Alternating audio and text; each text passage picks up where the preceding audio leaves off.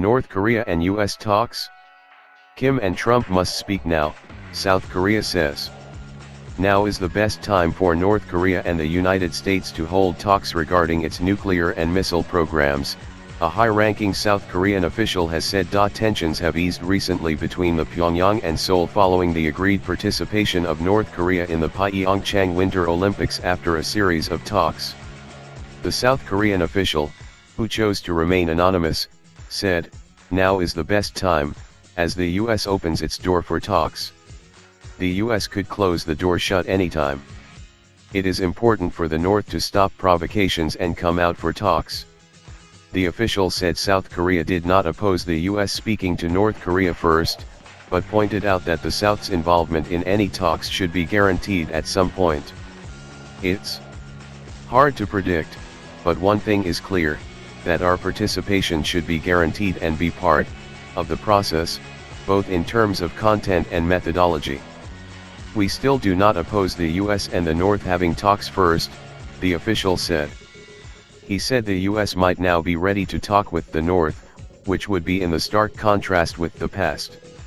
Though their rhetoric has been strong, Tillerson signaled talks could be possible if the North stops provocations for some time, and Trump has also joined in this, he said.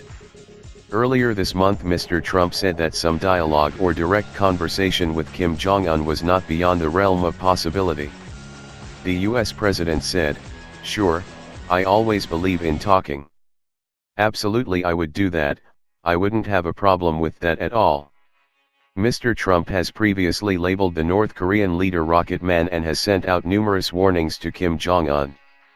In January he tweeted, "North Korean leader Kim Jong-un just stated that the nuclear button is on his desk at all times.